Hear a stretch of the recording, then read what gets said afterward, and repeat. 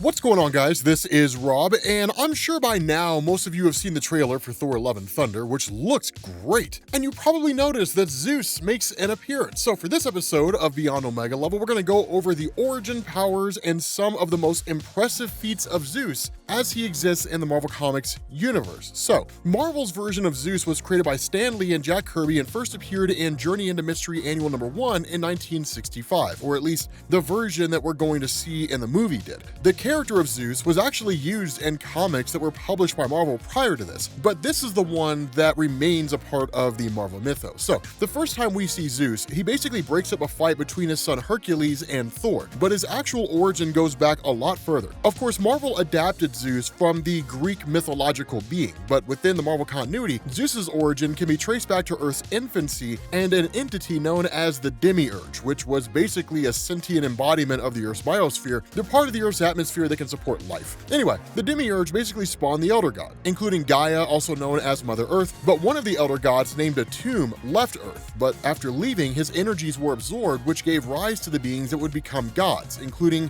the Olympians. Now, as for Gaia, she gave birth to a being named Uranos, who she then mated with and then gave birth to the Titans, the entities that would birth the Olympian gods. Yeah, I mean, it's kind of messed up, not gonna lie. But anyway, one of the Titans, named Cronus, killed his father Uranos and then began sending his own children to the underworld. However, one of the children basically escapes this fate thanks to his mother Rhea transporting him to Earth near Mount Olympus in Greece, where he would be raised by shepherds. Of course, this child would grow up to be Zeus, who would eventually free his siblings from the underworld, defeat his father and the rest of the Titans, and then finally marry his sister Hera and become the ruler of Olympus. He would also father several children with his sister, including some prominent Marvel characters like Hercules and Ares. Some of the most Kentucky-based mythology in the history of the world. I could say that because I used to live in Kentucky. I was not one of those people like that in Kentucky, but you go far enough east, you're gonna find them. Now, as for his powers, Zeus possesses incredible strength. Now, just to get an idea of how strong he is, not only was Zeus able to lift a mountain above his head, but he's put his strength on display against some of Marvel's strongest characters. For example, Zeus was able to overpower Thor with very little difficulty and was even able to restrain Thor's hammer Mjolnir, but only for a brief moment. He also overpowers Namor and She-Hulk, knocks out his son Ares with one punch, and beats his son Hercules nearly to death. Now, when Zeus battled the Hulk, not only was he victorious, but he actually broke the Hulk's ribs and caused his lungs to collapse. And the fight between the two of them, which Zeus won easily,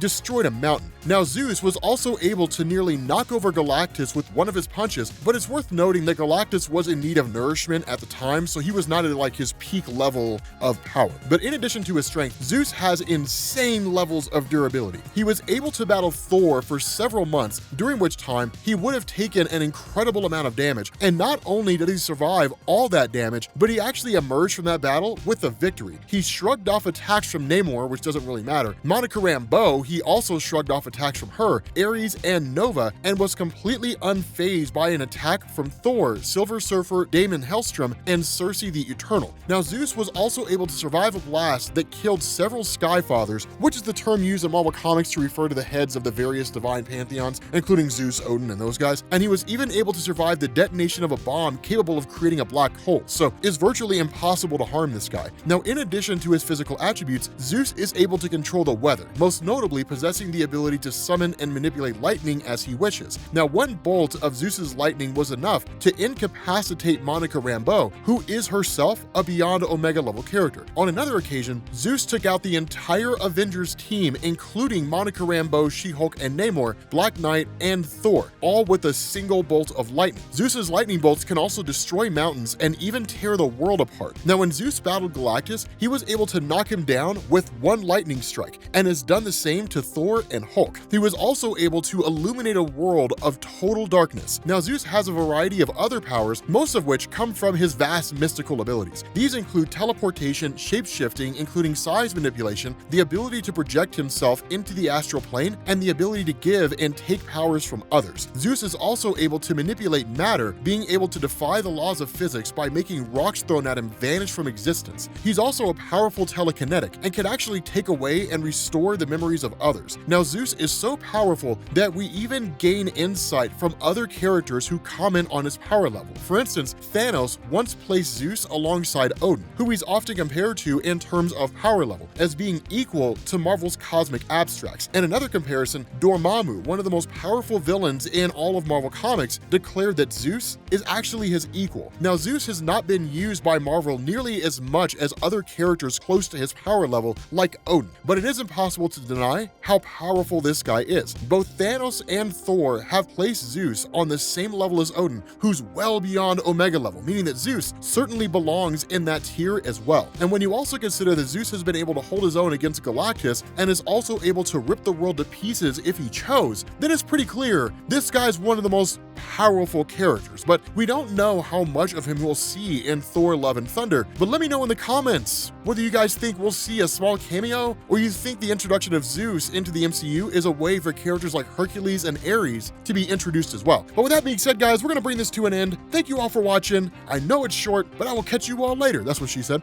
Peace.